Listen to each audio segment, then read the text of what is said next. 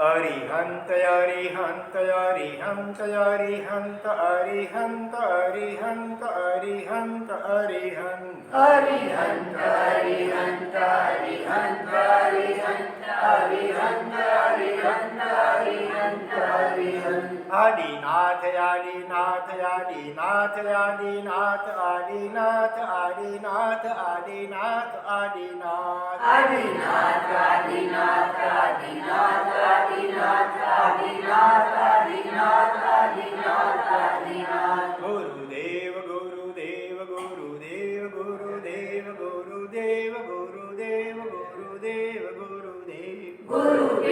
ગુરુદેવ ગુરુદેવ ગુરુદેવ ગુરુદેવ ગુરુદેવ ગુરુદેવ ગુરુદેવ ગુરુદેવ ઓમ ઐં નમઃ ઓમ ઐં નમઃ ઓમ ઐં નમઃ ઓમ ઐં નમઃ ઓમ ઐં નમઃ ઓમ ઐં નમઃ ઓમ રીમ નમો નાણસ ઓમ રીમ નમો નાણસ ઓમ રીમ નમો નાણસ ઓમ રીમ નમો નાણસ ઓમ રીમ નમો નાણસ ઓમ રીમ નમો નાણસ પ્રભુ એવો અવસર મારો ક્યારે આવશે પ્રભુ એવો અવસર મારો ક્યારે આવશે ક્યારે જઈશું જીનવર દેવ હજૂર જો ક્યારે જઈશું જીનવર દેવ હજૂર જો આણા શ્રી જીનવરની શિર પર ધારીને આણા શ્રી જીનવરની શિર પર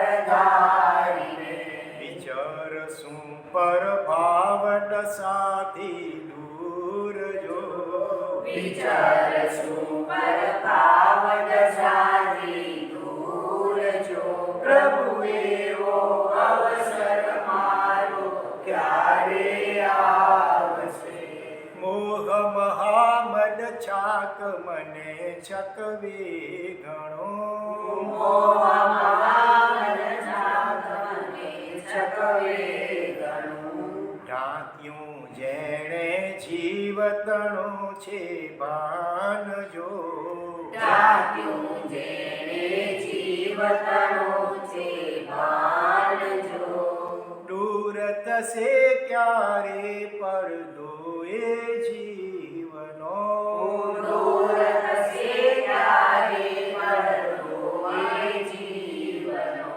પ્રાપ્ત થશે ક્યારે પોતાનું સ્થાન જો પ્રાપ્ત થશે ક્યારે પોતાનું સ્થાન જો પ્રભુ એવો અવસર મારો ક્યારે આવશે હે ભવાભિનંદિતાને ઉદ્ગલ નંદિતા ભવાનંદિતાને પૂતગલ નંદિતા ડોય દશાનો અનાદિ છે મુજ યોગ જો દોય દશાનો અનાદિ છે મુજ યોગ જો આત્માનંદ દશા અમૃતના યોગથી આત્માનંદ દશા અમૃતના યોગથી અળગો થાશે ક્યારે એ મહારોગ જો અળગો થાશે ક્યારે મારો ગજો પ્રભુ એવો અવસર મારો ક્યારે આવશે આર્ત રૌદ્રનું યુગ્મ અનાદિ કાળનો આર્ત રૌદ્રનો યુગ્મ અનાદિ કાળનો વર્તે છે મુજ આત્મમાં બળભાવ જો વર્તે છે મુજ આત્મમાં બળભાવ જો ધર્મ શુક્લ અગ્નિના અતિશય જોરથી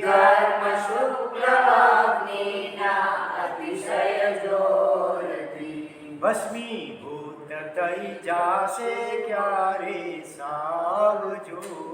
ભસ્મીભૂત થઈ જાશે ક્યારે સાવજો.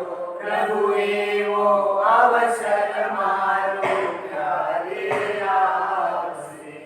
આશ્રવ પાંચ અનાદિ શત્રુ જીવના. આશ્રવ પાંચ અનાદિ શત્રુ જીવના.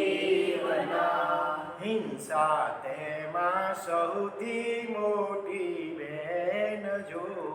હિંસા તેમાં સૌથી મોટી બેન જો.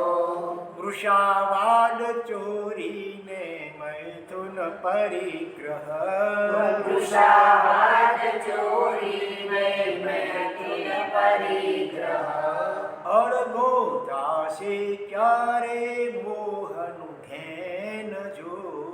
અડગો થાશે ક્યારે મોહનું ઘેન જો. પ્રભુ એવો અવસર મારો ક્યારે આવશે.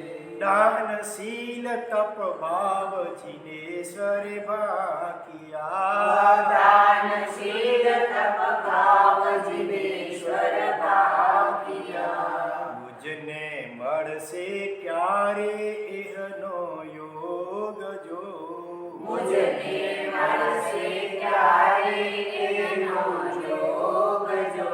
પ્રત્યેક કરણી કરશું જીન વચનો ગ્રહી. કરણી કરશું જીન વચનો ગ્રહી. મીટાવીશું કર્મ તણું કબ રોગ જો. મિટાવીશું કર્મ તણો કબરોગ જો. પ્રભુ એવો અવસર મારો ક્યારે આવશે. સંવત્સરણ જીનવરનું જોશું કઈ પડે. સંવત્સર જીનવરનું જોશું કઈ મળે. બાર પરશડામાં બેસીશું કઈ વાર જો.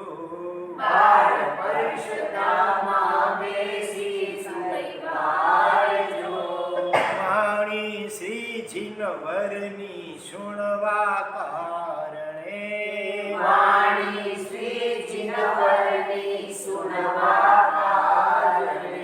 શરીર વાણીને શાંત થશે એક તાર જો.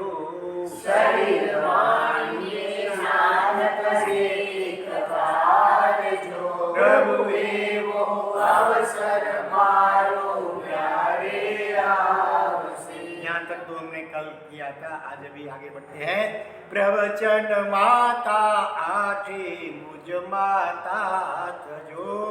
પ્રવચન માતા આજે મુજ માતા તજો. આણા જીનની કરશે મુજ સહકાર જો. આણા જીજની કરશે મુજ સહકાર જો. ચરણ કરણ સિદ્ધરિયો સહકારી થશે. ચરણ કરણ સિદ્ધરિયો સહકારી થશે. વાસ કરીશું સંયમ ગુણ દરબાર જો. વાસ કરીશું સંયમ ગુણ દરબાર જો. પ્રભુ એવો અવસર મારો ક્યારે આવશે.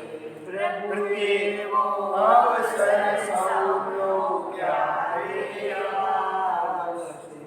प्रत्येक संसारी जीवों को अथवा खास करके मनुष्यों को कई प्रकार के मनोरथ, इच्छाएं, भावनाएं उत्पन्न होती ही रहती है. लेकिन अनादि काल से अज्ञानता के कारण जो मनोरथ नहीं करना चाहिए, जो मनोरथ करने से संसार परिभ्रमण की अभिवृद्धि होती है और परिणाम से अनेक प्रकार के दुख और दुर्गति का सर्जन होता है, ऐसे प्रकार के विपरीत मनोरथ भगवान ने जिनका निषेध किया है, ऐसे ऐसे सांसारिक मनोरथ प्रत्येक मनुष्य करता ही आ रहा है अनादि काल से. मैं धनवान माने करोड़पति कब बनूं, कब मेरी शादी हो, कब मुझे बेटा हो, कब मेरी खुद की दुकान हो। एक दुकान है तो दो चार दुकान कैसे होवे, उसकी फैक्ट्री है तो मेरी भी ऐसी फैक्ट्री कब होगी, उसके पास गाड़ी है तो मेरे पास भी गाड़ी कब आएगी, उसके घर में कलर टीवी है बड़ा है तो मेरे घर में भी बड़ा कलर टीवी कब आएगा, उसके पास लाख रुपए का मोबाइल है तो मेरे पास कब होगा। ऐसे ऐसे कई कई कई प्रकार के सांसारिक मनोरथ प्रत्येक मनुष्य प्राय करते ही रहते हैं। लेकिन इन मनोरथों से वो क्या होता है, मोहनीय आदि कर्मों का बंध होता है। ठीक है, व्यवहार में बैठे हैं तो कुछ मनोरथ इच्छाएं होनी स्वाभाविक है, लेकिन समझदार जीव को, मनुष्य को, जिसको अभी सर्व दुखों से हमेशा के लिए छूटना है, जिसको अभी सच्चे अर्थ में हमेशा के लिए सुखी होना है, और अपनी आत्मा में रमणता प्राप्त करनी है, ऐसे मोक्षार्थी, वास्तविक सुखार्थी, आत्मार्थी मनुष्य को कैसे कैसे उत्तम मनोरथ करने चाहिए। 25 गाथा की यह जो रचना पूज्यपाद रूप विजय जी महाराज ने कही है, उसके आधार से उसका हम स्वाध्याय कर रहे हैं। आज तक टोटल का 7 गाथाएँ हुई है 25 गाथा में से। अभी 3 दिन में बाकी की 18 जो गाथाएँ हैं, 6 गाथा एवरेज करेंगे तो 3 दिन में पूरी हो सकती है, कोशिश करते हैं। 8वीं गाथा में क्या कहते हैं, हे प्रभु ऐसा धन्य दिन मेरा कब आएगा कि मेरी, अभी तो एक माँ तो सबकी होती है, बरोबर है, मुसलमान लोगों की 4 माँ भी होती है, लेकिन यहाँ पर क्या कहा है, अष्ट प्रवचन माता, 8 माताएं, जिन शासन में 1-2 नहीं 8 माताएं बताई गई हैं, जिनका नाम अष्ट प्रवचन माता कहा गया है।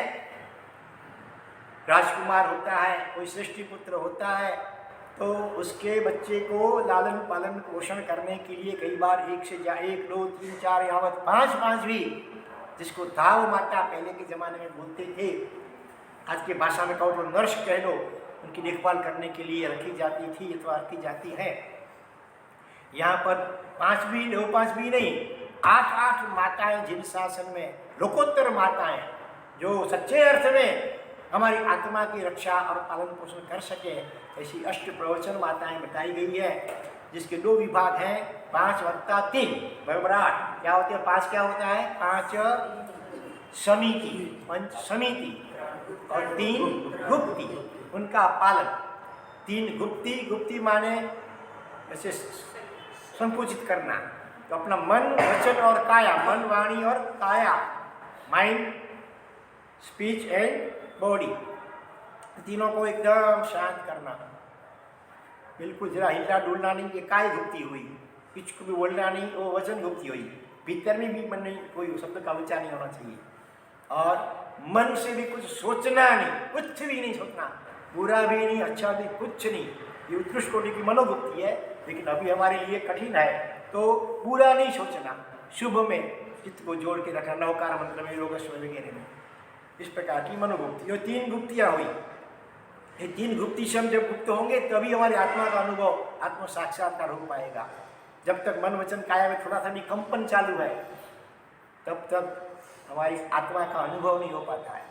तो हमारा लक्ष्य तो वही है, पूर्व के महामुनि यही करते थे अधिकांश समय में, लेकिन 24 घंटे हम इस समय स्थिति में नहीं रह पाते। 24 सेकंड भी अभी प्रैक्टिस क्या करते हैं, प्रैक्टिस करनी चाहिए 24 मिनट कम से कम ऐसे बैठने की।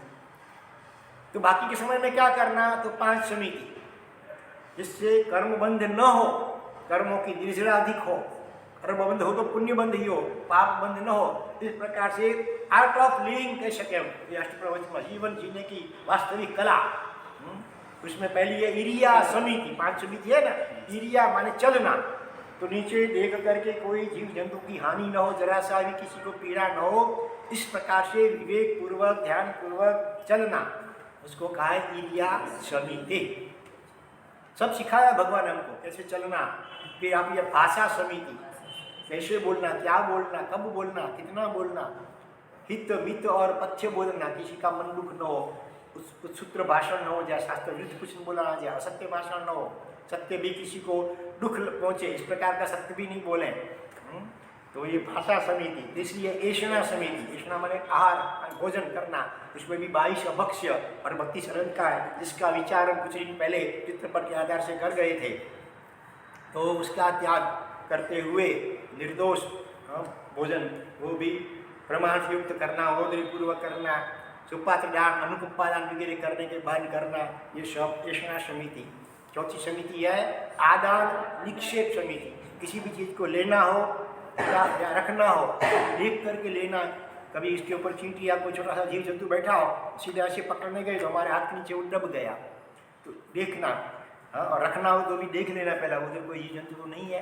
हो सके तो प्रमार्जना भी करना उस स्थान की, जब रखना है तो ऐसे जो भी हो, चरवल्ला पौंजड़ी या रुमाल कुछ भी, उससे थोड़ा सा ऐसे प्रमार्जना करके फिर रखना।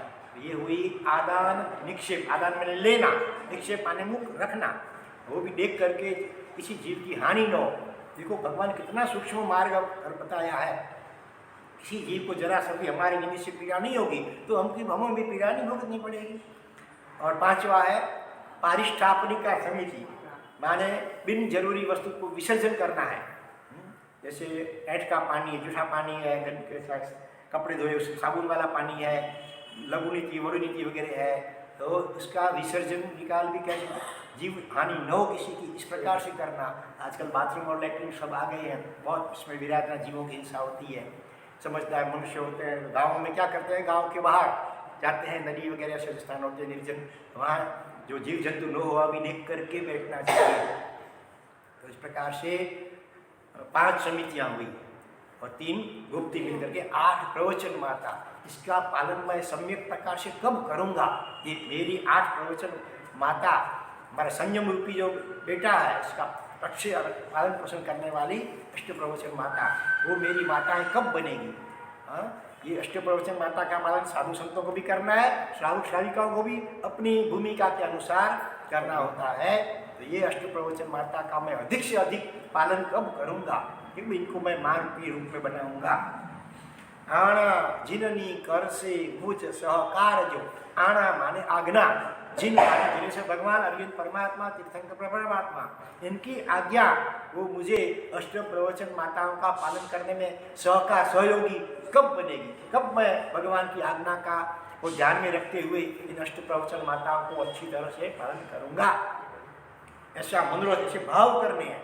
जितना हार्दिक भाव करेंगे तो ऐसा पुण्य उपार्जन होगा कि कभी न कभी इस जन्म में अथवा नेक्स्ट बर्थ में भी इस प्रकार के संयोग हमें मिले, ऐसी शक्ति मिले, ऐसी सद्बुद्धि, ऐसी सद्भावना मिले और हम अष्ट प्रवचन माता का साधु बन करके, साध्वी बन करके अधिक से अधिक रूप से अच्छी तरह पालन करके मोक्ष तक जा सकें। फिर कहा चरण करण सित्तरियो सहकारी कसे। सित्तरी माने 17 नहीं 70 भेद प्रकार, 70 प्रकार। चरण माने चारित्र के, करण माने क्रिया के, दोनों के 77 इतने प्रकार इसमें भेद हैं। हाँ?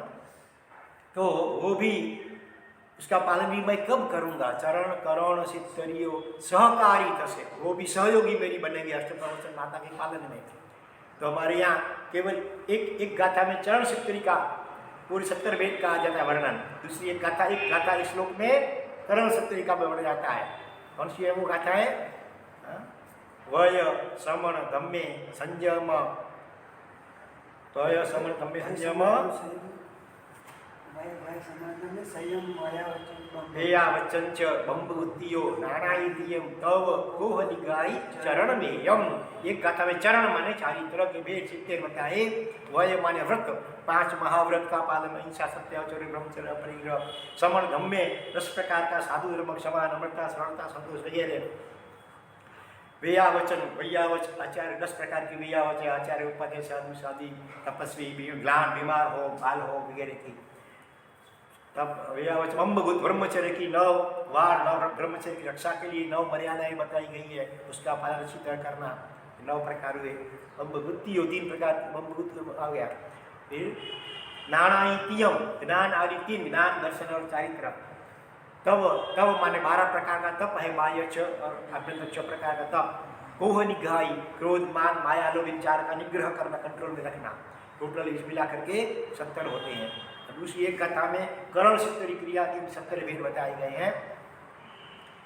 पिंड विषोई समी भाव परिमाय इंद्रिय दियो बड़ी देहन बुद्धियो अभी कहो जे करणम। तो अभी इसका वर्णन नहीं करते, समय नहीं है।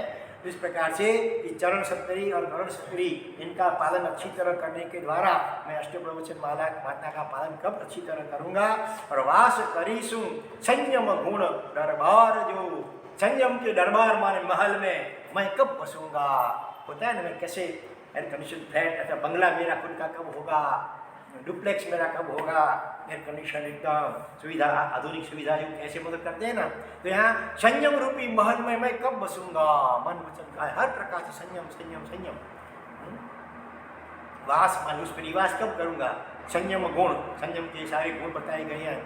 ये जो महल है इसमें मैं कब बसूंगा। ऐसा मनोरथ, ऐसी भावनाएं हमें हर रोज अथवा अक्सर बार बार ये करनी है। हम जितना हार्टली हृदयपूर्वक करेंगे तो एक न एक दिन जरूर ऐसा होगा। ऐसे खाली बोल जाएंगे मुंह से, हृदय में भाव नहीं करेंगे तो कुछ ज़्यादा लाभ नहीं हो सकेगा। लेकिन भावपूर्वक ऐसे मनोरथ करेंगे तो इसी जन्म में या नेक्स्ट जल्दी से कुछ ही जन्म में ऐसे आता हो सकता है। अगले जन्मों में हमने जो जो इच्छाएं की है ना उसके अनुसार अभी हमको संयोग मिले हैं। हाँ, आप बोलेंगे हम करोड़पति बनने का करें इच्छा तो हो जाएंगे करोड़पति। क्या इच्छा सही होगी ना, जब प्रबल होती है ना तो उसके अनुसार जीव पुरुषार्थ भी करता है। केवल इच्छाएं करके रुक नहीं जाता है। ऊपर उपलग इच्छाएं होती है तो पुरुषार्थ नहीं होता है। इच्छा जब प्रबल होती है किसी भी प्रकार से यह पेन प्रकार करेंगे या मरेंगे, ऐसी प्रबल भावना होती है तो ऑटोमेटिक उसके अनुसार आप लोग शुरू में सर्विस करेंगे, जॉब करेंगे, फिर धंधा कुछ ना कुछ करेंगे ना। इसी प्रकार से हार्डली भावनाएं होंगी तो इस प्रकार के जितना जितना इस जन्म में शक्ति होगी उसके अनुसार हम पुरुषार्थ करने अपने आप लग जाएंगे। जैसे जैसे पुरुषार्थ करते जाएंगे ऐसे ऐसे हमारी शक्ति बढ़ती जाएगी, अपने आप बढ़ती जाएगी। और एक दिन ऐसा संयोग आएगा कि वैसा हमारा जीवन हो जाएगा। जो मदद कर रहे हैं ऐसे संयोग हमको मिलेंगे। आगे कहते हैं केवल ज्ञानी मन पर यव ओही मुनि। केवल ज्ञानी मन पर ओही पूर्व धर के गणधर लब्धिवंत जो। पूर्व धर के गणधर लब्धिवंत जो। गौतम स्वामी सुधर्मा ने जम्बू समा। गौतम स्वामी सुधर्मा ने जम्बू समा।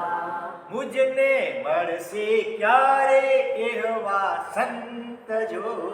मुझने बड़ से क्यारे एहवा संत जो। प्रभु एवो अवसर मारो क्यारे मुझने मन से क्यारे एवा संत जो। ऐसे संत, ऐसे महापुरुष, ऐसे सद्गुरु मुझे कब मिलेंगे। संसारी युवक होता है तो कोई फिल्म एक्टर कब मिलेगा। मैं अमिताभ बच्चन के साथ मेरा कब होगा, अनिल कपूर के साथ कब मैं हाथ मिलाऊंगा। कल कोई बोल रहे थे हमारे महात्मा ग्रस्त जीवन में थे तब उनको कभी ऐसा एक प्रसंग आया होगा। तो जीव मानो कि किसी नेता अभिनेता के साथ आपकी फोटो हो, कितना को दिखाएंगे, देखो मैं इनको मिला हूँ, इनसे हाथ मिला है, इनके साथ मेरी तस्वीर है। ऐसे मदद करते हैं। कई युवा लोग तो अपने पर्स में रखते थे, पहले फोटो रखते थे, आजकल तो मोबाइल में आ गया सब कुछ, लेकिन पहले नहीं था। तब अपने पर्स में भी अपने मन चाहे एक्टर एक्ट्रेस के फोटो रखते थे, बार बार उसको देखते रहते थे, खुश होते थे। ऐसे मदद की है हमने। लेकिन क्या करना है, ऐसे संत हमको कब मिलेंगे। कैसे संत, केवल ज्ञानी सर्वज्ञ त्रिकाल ज्ञानी केवल ज्ञानी भगवंत मुझे कब मिलेंगे। आज भी महाबली क्षेत्र में विहरमान है कितने 2 करोड़ तो मुनि और वर्णाण 2 करोड़ केवल ज्ञानी 5 महाबली क्षेत्र में हाल में विहरमान है। तो केवल ज्ञानी मन पर ज्ञानी, मन का विचार जान ले। व्यक्ति कहीं भी बैठा हो, नरेंद्र मोदी अभी क्या सोच रहे हैं, यहाँ बैठे बैठे केवल ऐसे ध्यान लगाए तो जान ले, उसको मनः पर ज्ञान कहते हैं। तो ऐसे महापुरुष मनः पर ज्ञानी मुझे कब मिलेंगे। ओही माने अवधि ज्ञानी, यहाँ बैठे बैठे आपका घर को देखना है तो साक्षात आपके घर में कौन कौन अभी क्या क्या कर रहे हैं, आपका बेटा बेटी वगैरह जो भी घर में हो क्या कर रहे हैं दिख सके। जैसे टीवी में देखते हैं ना आप लोग अपने मैच चलती हो श्रीलंका और इंडिया के बीच में, यहाँ बैठे बैठे देख सकते हैं। इसी प्रकार से बिना किसी साधन के केवल अपने ध्यान के बल से जान सकें, उसे अवधि ज्ञानी बोलते हैं महात्मा। तो ऐसे ऐसे केवल ज्ञानी, मनोपर ज्ञानी, अवधि ज्ञानी संत मुझे कब मिलेंगे। केवल ज्ञानी और मनोपर ज्ञानी अभी यहाँ भारत देश में, भारत क्षेत्र में नहीं है। अवधि ज्ञानी कोई हो सकता है लेकिन इतना कोई फेमस नहीं है, वो तो गुप्त होंगे क्योंकि हीन काल चल रहा है और अवशिल्पिनी काल, इसके कारण से वो सब अच्छी अच्छी बातें सब करीब करीब लुप्त होती जाती है। पहले के जमाने में बहुत थे और महावीर क्षेत्र में आज भी केवल ज्ञानी भी है, मनोपर ज्ञानी भी है, अवधि ज्ञानी भी है। पूर्वधर 14 पूर्वधर 10 पूर्वधर, आज तो एक पूर्व भी नहीं है। पूर्व माने एकदम विशाल, एक हाथी बड़ा हो, अंबाड़ी युक्त, इतनी मसी हो गट्ट शाही, उसको पानी में घोल करके जितनी शाही बने ने उतनी शाही की जरूरत पड़ती है एक पूर्व को लिखने में, लेकिन लिखे नहीं जाते हैं। पहले मुख से याद रखते थे, मुख से ही पढ़ाया जाता था मौखिक। तो ऐसे 14 पूर्वधर 10 पूर्वधर वगैरह मुझे कब मिलेंगे संत, भाविने में आज भी है। फिर गणधर भगवान, लब्धिवन, 48 प्रकार की लब्धियाँ होती हैं। आकाश में उड़ सकते हैं, अदृश्य भी बन सकते हैं, एक में से अनेक बन सकते हैं। 48 लब्धियों का नाम चित्तचक्र महाभोजन में आता है।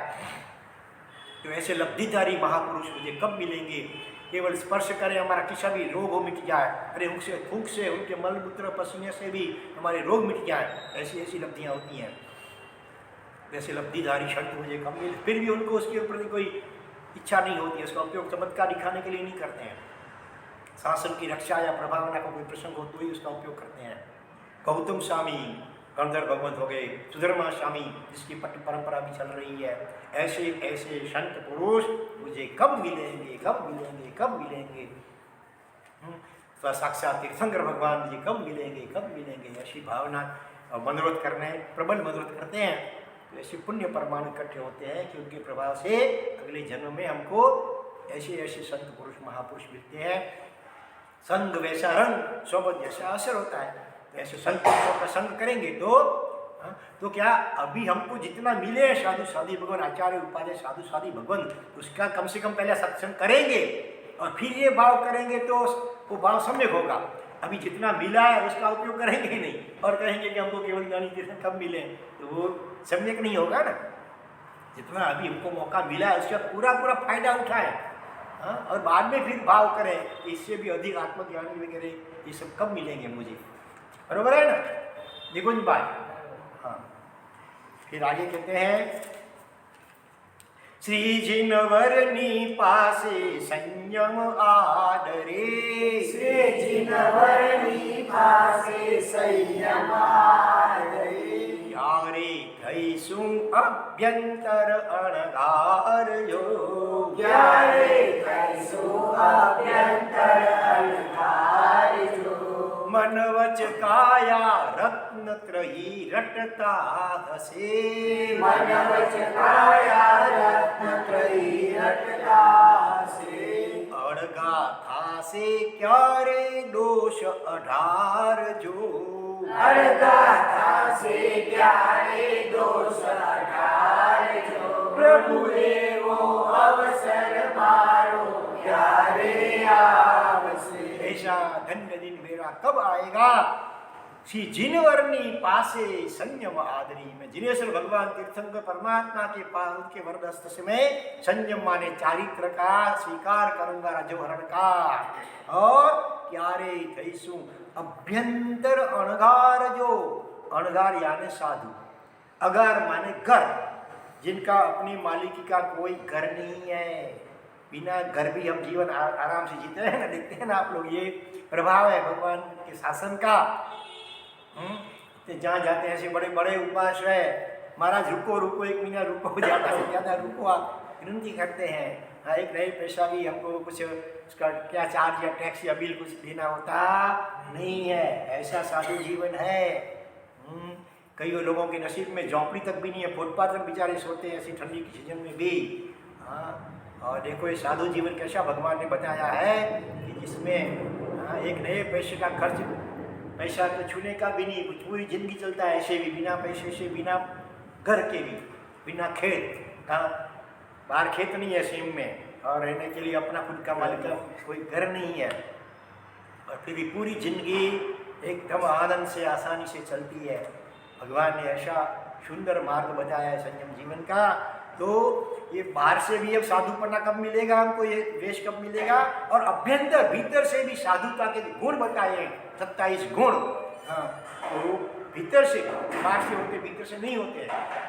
अभी भीतर से थोड़ा सब होते हैं, बाहर से नहीं होते, नहीं, दोनों प्रकार से हमको बनना है। बाहर से भी साधुपना चाहिए, साधु जीवन चाहिए, और भीतर से भी साधुता के गुण हमारे जीवन में कब आएंगे, कब आएंगे, कब आएंगे।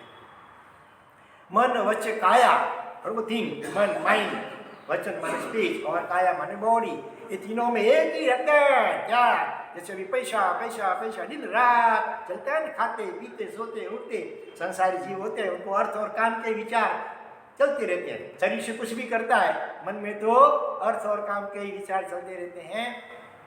इसी प्रकार से रत्न त्रय, 3 रत्न, कौन से 3 रत्न? सम्यक दर्शन, सम्यक ज्ञान और सम्यक चारित्र। बस इसकी विचारणा, इसके सिवा चौथी कोई विचारणा नहीं, या ज्ञान की, या दर्शन की, या चारित्र की विचारणा, और उसके प्रकार से आचरण में चलते होंगे। ऐसा धन्य दिन मेरा कब आएगा कि मेरे मन वचन काया कोई प्रकार की पाप प्रवृत्ति में संलग्न नहीं होवे, बस सतत आत्मा की साधना में, धर्म साधना में ही लगे रहे। ऐसा धन्य दिन मेरा कब आएगा? और उसके द्वारा अड़गा था से क्यारे दोष 18, जो 18 माने 18 दोष हमारे 18 पापस्थान भी कह सकते हैं, और दूसरे प्रकार से भी 18 दोष गिनाए जाते हैं। मोहनीय कर्म की जो प्रक्रिया, क्रोध, मान, माया, लोभ, राग, द्वेष, ईर्ष्या वगैरह वगैरह, ये सारे दोष, 18 दोष माने सभी दोष आ गए इसमें। तो सभी दोष मेरे कब दूर होंगे? मैं निर्दोष कब, एक भी दोष नहीं हो मेरे में। तो कितना कैसी भी परिस्थिति हो, मुझे गुस्सा नहीं आए, मैं क्रोध न करूं, कोई कितनी भी मेरी तारीफ करे, मुझे जरा सा भी अहंकार नहीं आए, कितना भी धन मिल जाए या कुछ भी शक्ति मिल जाए, उसका अहंकार नहीं आए। कैसी भी परिस्थितियों में माया कपट नहीं करूं, जैसा मन में ऐसी वाणी बोलूं, ऐसा ही वर्तन करूं। मन में एक, वाणी में बोलना दूसरा, करना तीसरा, ऐसी माया कपट न हो, बिल्कुल सरल, छोटे बच्चे की तरह।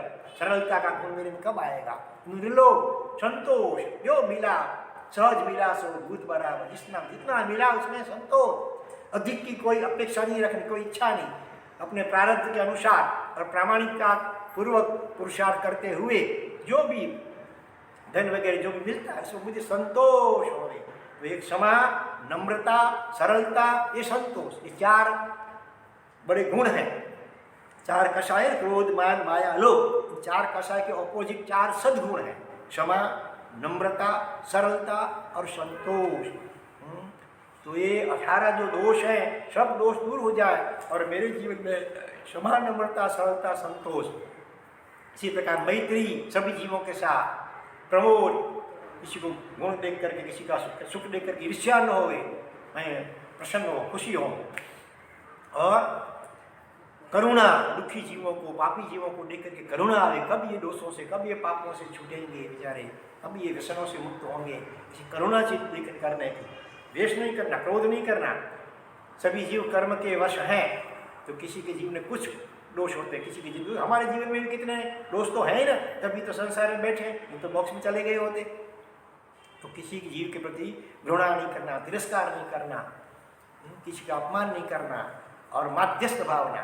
कई बार ऐसा भी होता है कि हमारे परिचय में, अपने रिश्तेदारों में, अपने घर के ही कोई सदस्य हों और कोई व्यसन सेवन करते हैं, कोई ड्रिंक्स करते हैं, कोई मांसाहार करते हैं, कोई और कुछ सेवा करते हैं, कोई पाप करते हैं, उनको कितना समझाते हैं प्रेम से, फिर भी वो नहीं मानते, नहीं समझते हैं, तो भी उनके प्रति द्वेष नहीं, तिरस्कार भी नहीं, घृणा भी नहीं, करुणा और माध्यस्थ भावना। माध्यस्थ माने अपने को समता में रहना, शांत रहना है, भगवान को प्रार्थना करिए, भगवान इनको सद्बुद्धि मिले बस।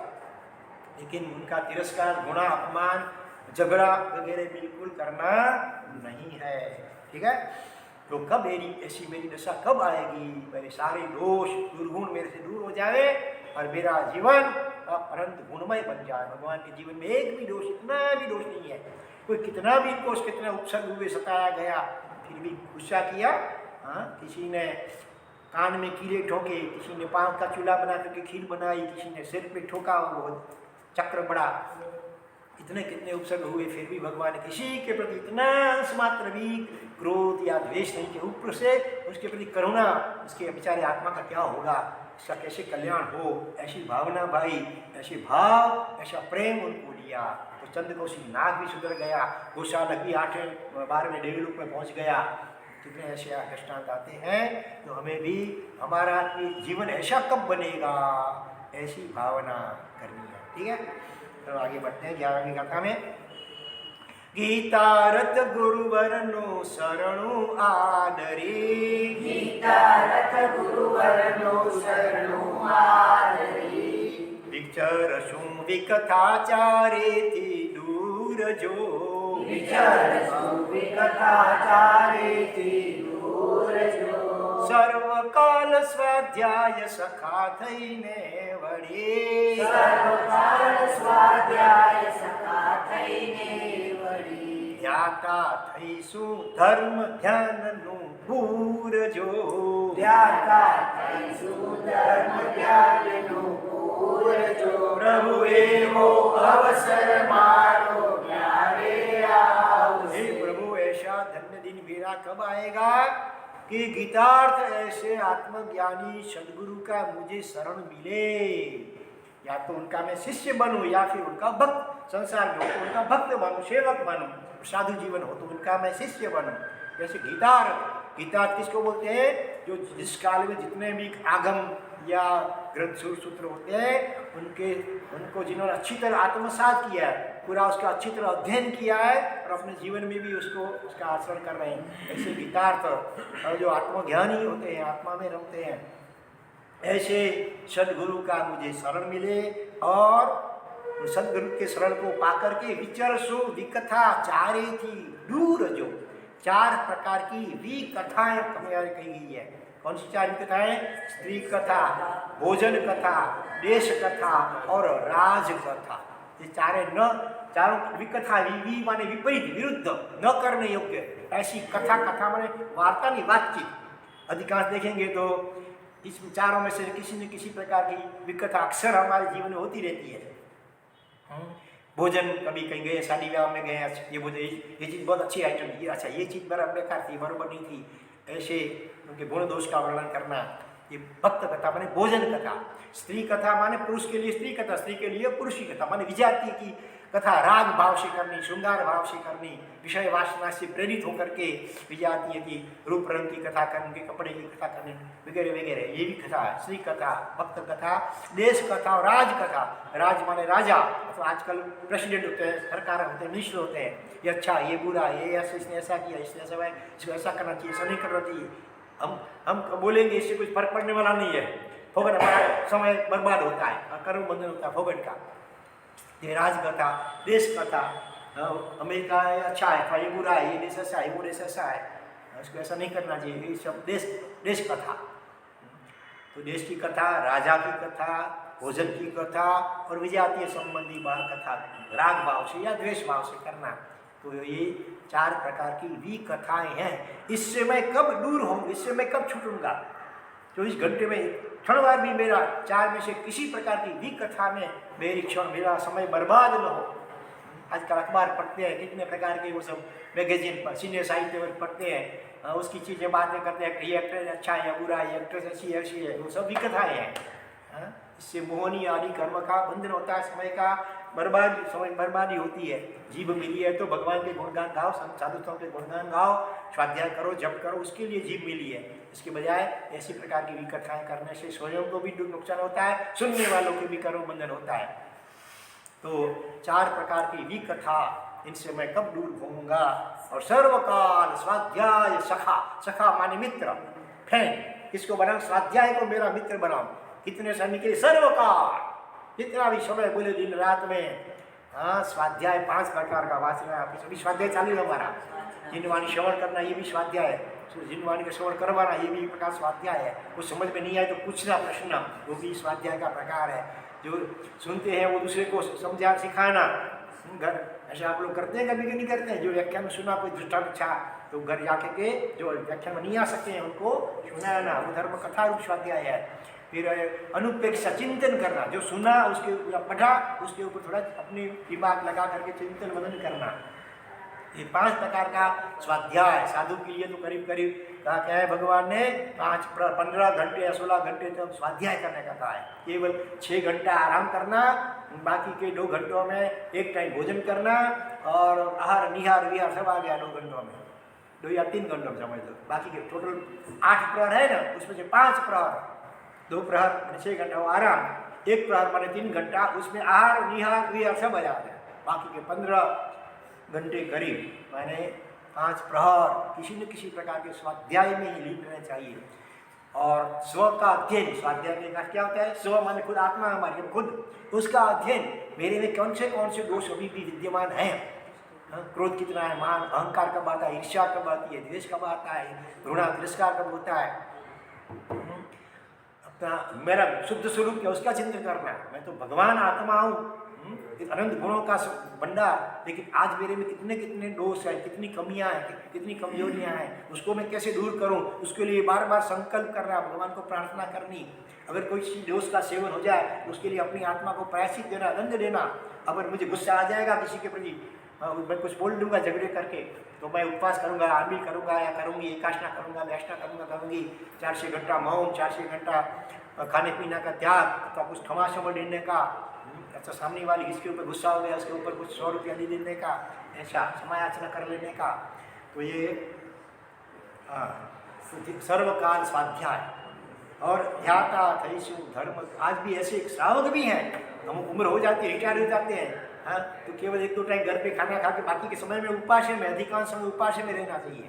हाँ, ऐसे श्रावक श्राविकाएँ भी होते हैं, औषध ले लेते हैं, परवतिथियाँ होती है तो बाकी समय में सामायिक ले लेते हैं, निशावासी ले लेते हैं और अच्छी अच्छी किताबें पढ़ते हैं, जो सीखा हुआ उसका पुनरावर्तन करते हैं, नई नई श्लोक कंठस्थ करते हैं।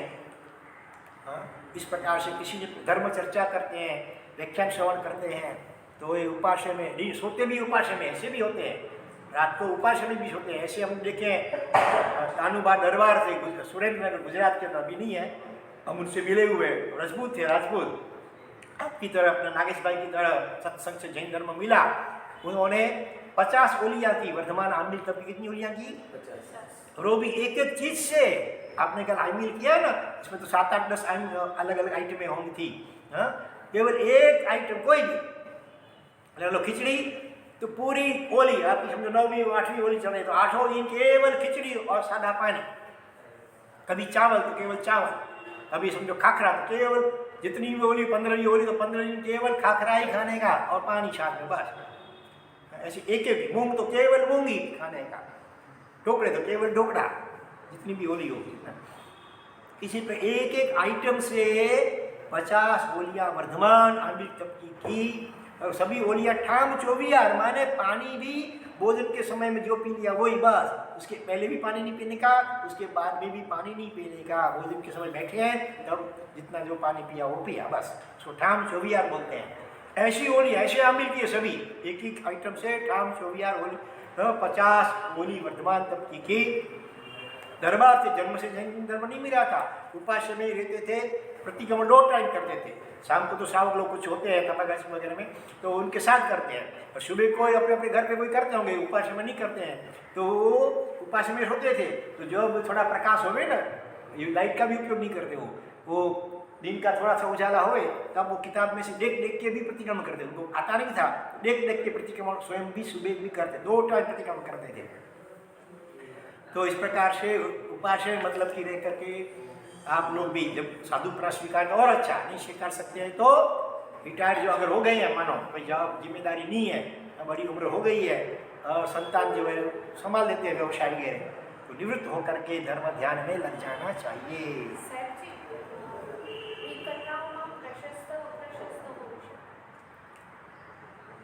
કદાચ હોઈ શકે વિચારી કોઈ રીતે તો હોઈ શકે, ઘટાડો વધુ ઘટી શકાય દરેક ચીજના 2 વિભાગ। હા, તો ध्याता થઈશું ધર્મ ધ્યાનનું પૂરજો। ધર્મ ધ્યાન जरा भी तनिक भी आर्त ध्यान 4 प्रकार का बताया जो आगे वो नहीं होवे, जरा भी रौद्र ध्यान नहीं होवे, निरंतर धर्म ध्यान चित्त में रहेगा तो चित्त एकदम प्रसन्न रहेगा, आनंद में रहेगा। जरा भी नो टेंशन, नो डिप्रेशन, जब देखो कुछ मिजाज आनंद में। महाराज बैठे हैं आनंद रत्न सागर बैठे हैं।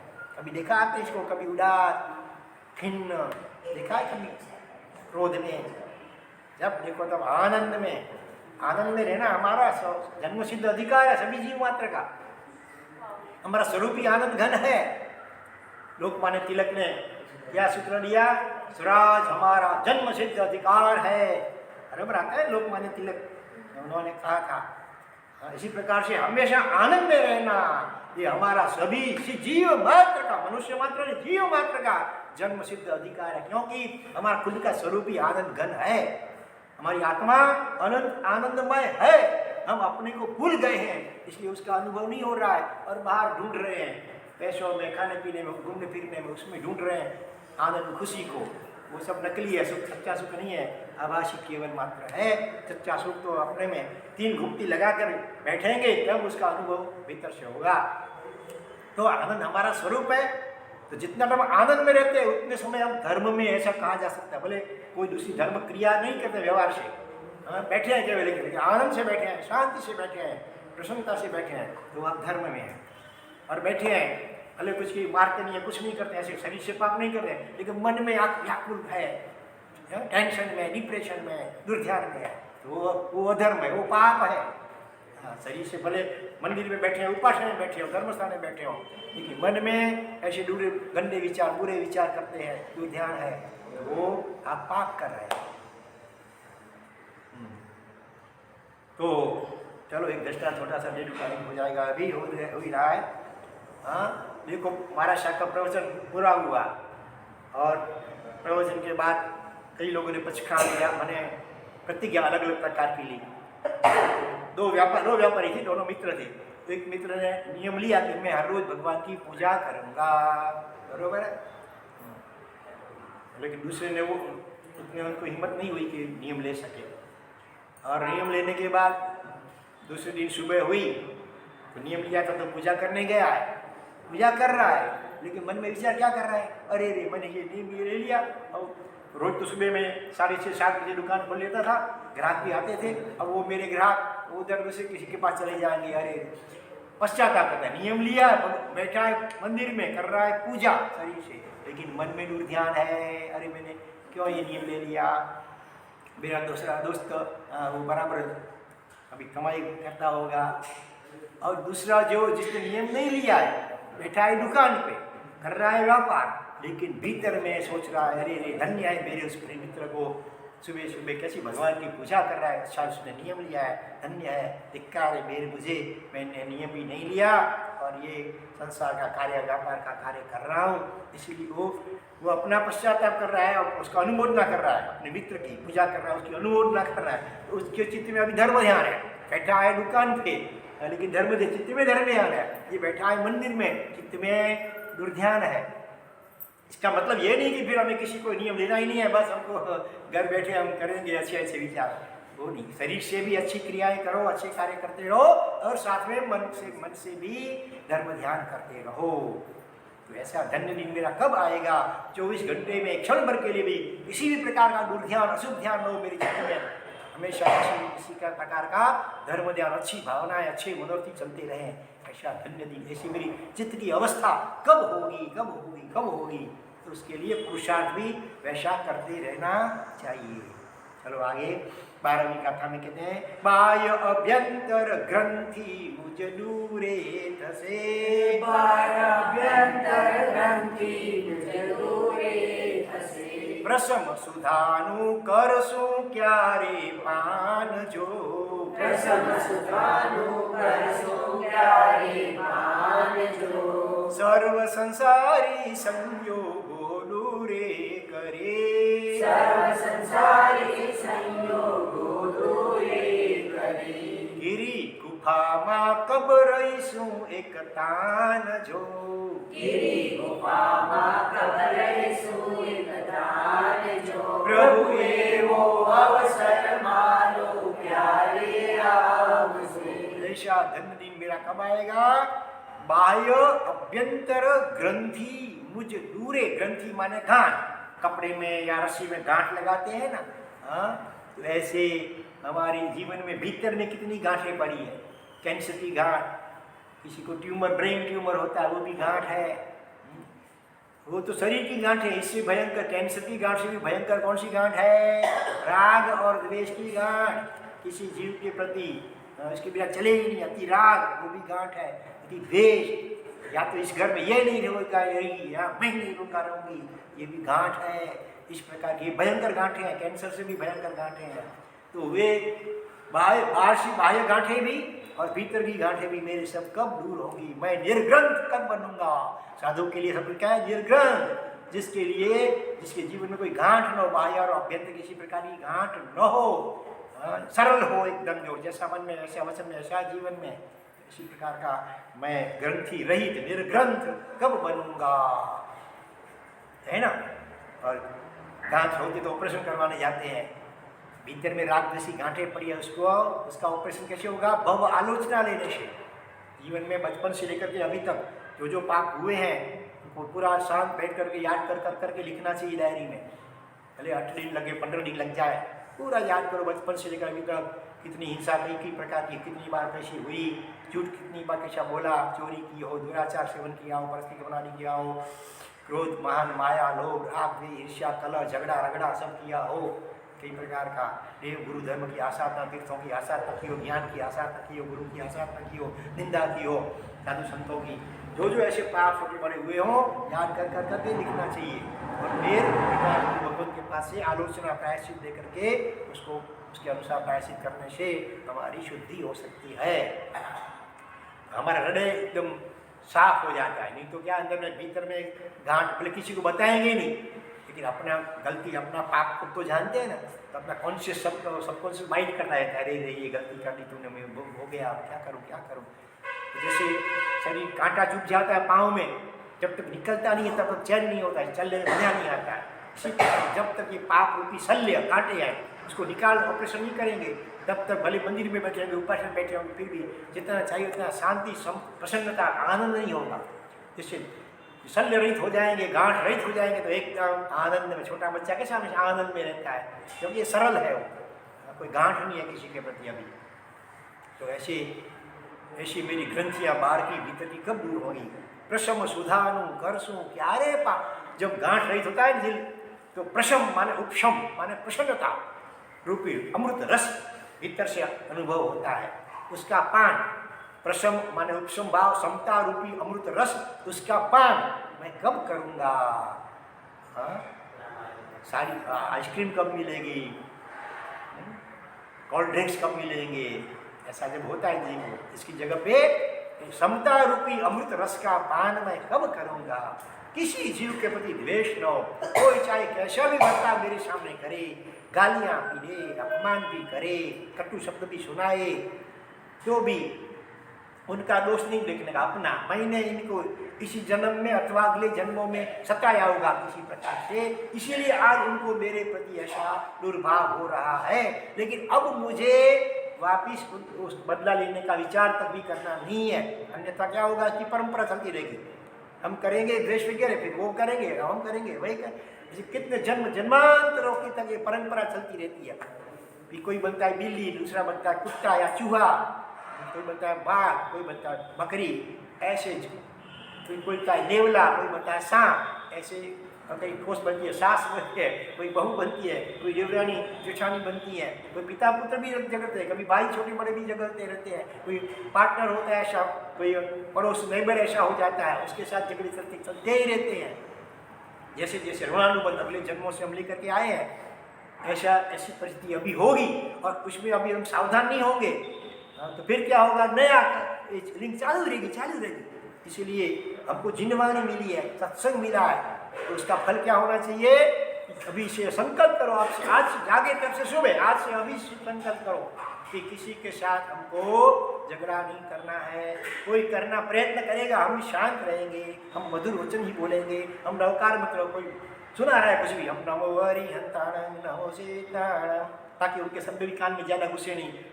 अथवा ओम शांति ओम शांति ओम शांति भाई ओम शांति, वो बोल रहा है जोर जोर से, कुछ बोल, हाँ गालियाँ दे रहा है सामने वाले व्यक्ति को भी, और अपन ओम शांति हंसते रहेंगे, ओम शांति ओम शांति ओम शांति ओम शांति। तो अपने अकेला बोल बोल के कहाँ तक बोलेगा, वो थक जाएगा। ऐसे ऐसे उपाय करो, लेकिन दृढ़ संकल्प आज से कि हमको घर में या पड़ोस में या किसी के साथ भी झगड़ा नहीं करना है। सामने वाले को कैसा भी उसको छूट है, हमारे कर्म साफ हो जाएंगे। जितना वो गालियाँ देगा, निंदा करेगा, सुनाएगा, इतने हमारे कर्म खत्म होते जाएंगे। और शैल में ऐसा पॉजिटिव थिंकिंग करके हमको हमेशा शांत रस्त और प्रसन्न रहना है। प्रसन्न सुधा अमृत का पान कब होगा? टिट फॉर टैट तो सब करते हैं। कोई तो कुत्ता होता है या सांप होता है, उसको भी छेड़ता है तो वो भी ठूं करता है, फुटकार का दर्द लेता है। तो उसमें और हमारे में फर्क क्या, डिफरेंस क्या? मनुष्य हमारे जैन बने, श्रावक बने, कालिका बने, साधु संत बने, फर्क वही होना चाहिए। सामो था आग तो तमे थजो वाणी, आशे प्रभु वीरनी वाणी। सामने वाला आग बनता है, हमें पेट्रोल नहीं बनना है, गैस तेल डीजल नहीं बनना है, हमें क्या करना है? पानी बनना, शांत रहना है, उसका भी भला, भगवान उसका भी भला करे, यही सोचना है। तो ये हमारा सत्संग सार्थक होगा। तो सर्व संसारी संयोगो दूरे करी, गिरी गुफा में कब रहीसु एक तान जो। हर प्रकार के सांसारिक संयोगों से निवृत्त होकर के योगेश भाई की तरह इधर की गुफा में, आबू की गुफा में 4-4 महीने एकांत में ध्यान में रहते हैं। गृहस्थ हैं, श्रावक है, शादी नहीं की हुई है योगेश भाई। आपकी जितनी करीब उम्र होगी, आपसे थोड़ी बड़े हैं भले, लेकिन वो करीब 60 के आसपास समझ लो उम्र होगी उनकी। तो गुफाओं में 4-4 महीना, और एक टाइम भोजनशाला से दूर से आ जाता है, व्यवस्था की हुई है। भोजन करके टिफिन रख देते हैं बाहर, दिन रात को तो बाहर गुफा से बाहर बैठते हैं। सामने से जंगली सब पशु भी पसार होते हैं, इनको भय नहीं लगता है। सभी के प्रति मैत्री भाव है, तो उनको भी अपने से भय नहीं लगेगा, कुछ नहीं करेंगे वो। तो ऐसा हमारा जीवन कब होगा? साधु संत तो कई करते थे पहले भी, और आप से भी हो गए शांति सूरी महाराज। अब गुफाओं में अधिकांश को रहते थे। आनंद गंज योगीराज जंगल में गुफाओं वगैरह में रहते थे, साधना करते थे। ऐसे हम कब करेंगे? ऐसी मनोरथ, ऐसी भावना होनी चाहिए। एक आवाज दिन रात अपनी आत्मा में ही रमणता करनी, कोई दूसरा संबंध नहीं, किसी से बोलना चाह कुछ नहीं, हृदय से पूरे विश्व का भला चाहने का, शिव वस्तु सर्व जगत, लेकिन किसी के साथ संग नहीं करना, एकांत में बैठ करके अपनी आत्मा में रमना। ऐसा कब होगा? गिरी गुफा माँ कब रहीसु एक तान तन्मय होकर के। गुफा में बैठ करके भी मन से संसार के विचार करेंगे तो गुफा में बैठना सार्थक नहीं होगा। भीतर से भी एकांत, ऐसा धन्य, ऐसी साधना, आत्म साधना हम कब करेंगे? इतने हैं अच्छे मनोरथ। हाँ, हम देवलाली चतुर्मास था हमारा 3 साल पहले समझो लगभग। तो वहाँ एक बहन थी, वो जैन नहीं थी जन्म से, उनको आत्म साधना की ऐसी रट लगी थी। वो भी कभी कभी जंगलों में लेडीज होते हुए भी निर्भयता से जंगल में चली जाती, किसी पेड़ के नीचे, किसी गुफा में बैठ के घंटों तक वो ध्यान करती थी। फिर भी आत्मा का अनुभव नहीं हो रहा था।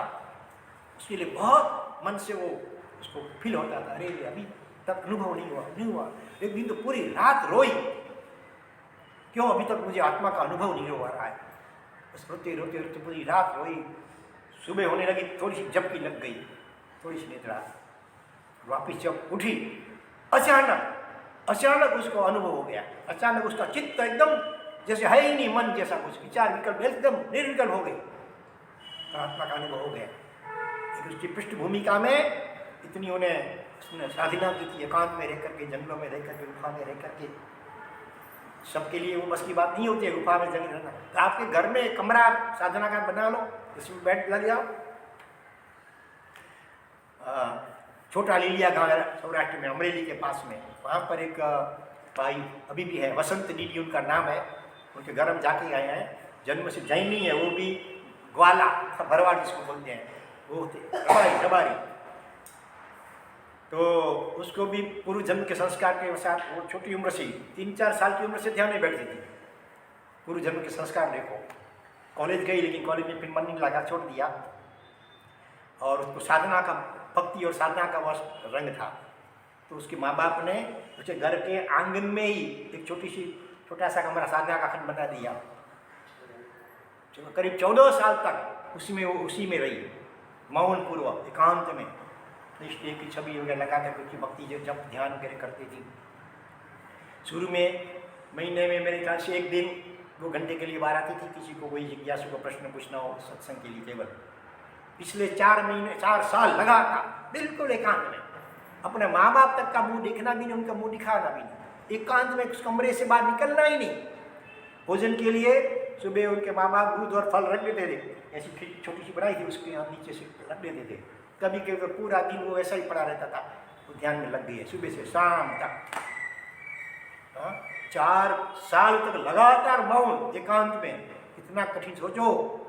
लेकिन भीतर का जब रस आता है ना, तो सहज हो जाता है, फिर तो कोई कि अंदर भी रहो हमेशा में, ऐसा होता है। ऐसे ऐसे साधक इस काल में और भी हैं, अभी समय नहीं है इसलिए हम आगे बढ़ते हैं। तो आगे क्या कहते हैं, हम लास्ट चली गाथा है। काल अनादि संज्ञा चौकी चारनी, काल अनादि संज्ञा चौकी चारनी, और गीता से कब आत्म थी सावजो, और गीता से कब आत्म थी सावजो। नंदन मुनिवर जीव जिनेश्वर वीरना, नंदन मुनिवर जीव जिनेश्वर वीरना, जेवा तपसु तप भव नरिये नावजो, जेवा तपसु तप भव नरिये नावजो। प्रभु एवो अवसर मारो प्यारे आवसो। ऐसा धन्य दिन मेरा कब आएगा, ये अनादिकालीन 4 संज्ञा रूपी 4 चुड़ैल, समझ लो, वो मेरा खून चूस रही है, उससे मैं कब छूटूंगा। कौन सी 4 संज्ञाएं हैं? आहार संज्ञा, भय संज्ञा, मैथुन संज्ञा, परिग्रह संज्ञा। संज्ञा माने एक प्रकार का अंदर व्यसन, आदत, लत लग गई है। खाते रहना, बाबू बैठो जपे जी आदि खपे, कहीं 3 टाइम से ज़्यादा, जब जहाँ कुछ मिला खाता रहता है। किसी तो मुंह चालू 24 घंटे लगाने करीब चालू ही रहता है, इनको बिंद में भी कुछ मुंह में रख के सो जाएगा, होते हैं ऐसे। आहार संज्ञा, फिर भय संज्ञा, बीच में 7 प्रकार के भय बताए गए। किसी न किसी का भय भयभीत रहता है। आत्मा तो निर्भय है, मृत्यु तो आत्मा की होती नहीं है, फिर डर भय किसका? पाप करते हैं इसीलिए भय लगता है। ये कब छूटूंगा? भय संज्ञा, मैथुन संज्ञा, विशेष भोग संज्ञा, अनादिकाल से सुख की भ्रांति से, इससे मैं कब मुक्त होऊंगा? अपने आत्मा के आनंद में, ब्रह्म में मैं कब चर्या में रमणता करूंगा? और परिग्रह संज्ञा, इकट्ठा करना, जितना भी मिले, जो मिले जा इकट्ठा करते ही रहता है। धन हो, कई चीज़ें, फर्नीचर वगैरह, वो परिग्रह संज्ञा, इससे भी मैं ये 4 संज्ञाएँ हैं। इसी से कर्म बंधन होता है और जिंदगी होता है। तो अनादिकालीन ये 4 संज्ञा रूपी चंडाल चौकड़ी इसको कह सकते हैं, इसके सब मेरे आत्मा से कब दूर होंगी ये। और नंदन मुनिवर जीव जिनेश्वर वीरना, भगवान महावीर स्वामी का 27 भाव, उसमें लास्ट गिने तो 3रा भाव। नंदन मुनि नाम के मुनि थे, आयुष बहुत लंबी, प्राय महावीर क्षेत्र में जन्म हुआ होगा, वहाँ लंबी लंबी आयु होती है। तो 1 लाख वर्ष तक, 1 लाख साल तक महीने महीने के उपवास किए। मासिक श्रमण जिसको बोलते हैं, 30 दिन का उपवास। वो तो पहले जमाने में पानी भी प्राय नहीं पीते थे, 24 उपवास, 30 दिन तक कुछ खाना पीना नहीं लगा था। अभी इसी चतुर्मास में भुज में यशोविजयसूरी जो भी चतुर्मास थे, उनकी निष्ठा में करीब 216 व्यक्तियों ने, श्रावक श्राविकाओं ने मासिक श्रमण किया। 216 मासिक श्रमण, महीना, उसमें खाली गर्म पानी दिन को केवल उबाला हुआ पीने की छूट थी। कोई किसी ने पानी भी नहीं पिया होगा, लेकिन अधिकांश पानी आजकल पीते हैं हम लोग। लेकिन खाना कुछ भी नहीं, चाय भी नहीं, दूध भी नहीं, फल भी नहीं, कुछ भी नहीं। ऐसे मासिक महीना दिन तक लगातार करने का 216 श्रावक श्राविकाओं ने मासिक किया। ऐसे और भी कई महात्मा के निष्ठाएं होते रहते हैं, सूरत में, कभी मुंबई में, अहमदाबाद में। चाहे कि साधु संतों का ग्रुप बड़ा होता है ना, तो 3-4 साधु इधर आए रहे, 3-4 प्रवेश में हो, वसी में हो, रागासी आस-पास में सब हो किसी सिटी में। तो हर संघों में वो वही तब चलता है, मासिक श्रम तो मासिक श्रम, सीधी तब तो सीधी तब। उसमें भी सैकड़ों की संख्या में 1200-1300 सिद्धि तब भी हुए हैं मुरुल में। तो इस प्रकार के लाख साल तक मासिक श्रमण के पालने में मासिक श्रमण किसने किया? भगवान महावीर स्वामी की आत्मा ने नंदन मुनिवर के भाव में। और इस प्रकार का तब मैं कब करूंगा? 4 महीना 6 महीने का, चलो वो तो प्राचीन दृष्टांत हो गया। वर्तमान काल में भी एक आचार्य भगवंत हैं जो लगातार 6 महीना, 4 महीना नहीं 6 महीना 180 दिन के उपवास, वो भी 1 बार नहीं 2 बार 3 बार नहीं, कितने बार? 6 बार कर चुके। विश्व रिकॉर्ड गिनीज बुक में नाम दर्ज करा सके, लेकिन उनको उसकी पड़ी नहीं है नाम दर्ज करानी। अधिक कौन लड्डू ज्यादा खाए, ऐसे रिकॉर्ड करते हैं आजकल कि कौन कितना ज्यादा उपवास कर सके। जिन शासन की बलिहारी है। हाँ, कलिकाल का आश्चर्य अच्छे रहा 11वां, 6 बार 180 उपवास लगातार, उसमें भी अप्रमत्त रूप से। ऐसा नहीं उपवास किया सो के समय निकालना, नहीं।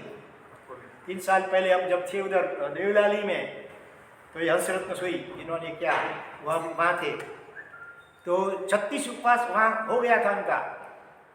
और 36वें उपवास में उन्होंने विहार का प्रारंभ किया। सांगली पहुँचना था, लगभग 300-350 किलोमीटर दूर। रोज के 15, 17, 18, 20 किलोमीटर विहार चलना पैदल, उपवास करते हुए। 36 उपवास के बाद 37वां 38वां उपवास, ऐसे करते करते उपवास चालू, उपवास में विहार करते हुए सांगली पहुंचे, चतुर्मास प्रवेश किया, और करीब दीपावली तक उनका उपवास चालू रहा। सोचो 180वां उपवास तो भी ऐसे बैठे हैं। पारने का दिन होता है जब, तो बड़ा लोग फंक्शन, भक्त लोग फंक्शन करते हैं, उसमें 4-5 घंटे तक चलता है फंक्शन समझो। तो ऐसे ही बैठे हैं अप्रमत्त रूप से। 181वें दिन भी पारना भी मध्याह्न के समय में मुश्किल से होता है। ऐसे तपस्वी संत अभी भी हैं। तो हम कब ऐसी तपस्या करेंगे, ऐसी भाव करेंगे ना, उनकी अनुमोदना करेंगे बार बार, रोज सुबह उठकर उनको याद करके वंदना करेंगे। ओम ह्रीम नमो तवस्स, तप और तपस्वी को नमस्कार हो भाव से तप जप करेंगे, नमस्कार वंदना करेंगे, तो वंदना के पाप निकंदना, हमारे पापों का क्षय होगा, हमारे जीवन में ऐसी शक्ति आएगी। उन्होंने भी पूर्व जन्म में तप किया होगा, तपस्वियों की भक्ति अनुमोदना की होगी, तभी आज उनको ऐसी शक्ति मिली है। शरीर से तो ऐसे तो सिंगल बॉडी है, ऐसे नहीं है कोई, फिर भी देखो सहजता से तप कर सकते हैं। तो एक जो करते हैं सभी में ऐसी शक्ति हो सकती है। ठीक है, तो चलो आज 6 गाथा आज हुई, अभी 12 गाथें बाकी रही है। 6 गाथा कल और परसों करके पूरा करने का भाव रखते हैं। जो कुछ बोला गया हो, हार्दिक मिच्छामि उत्तरम। धन्य वीरवाणी।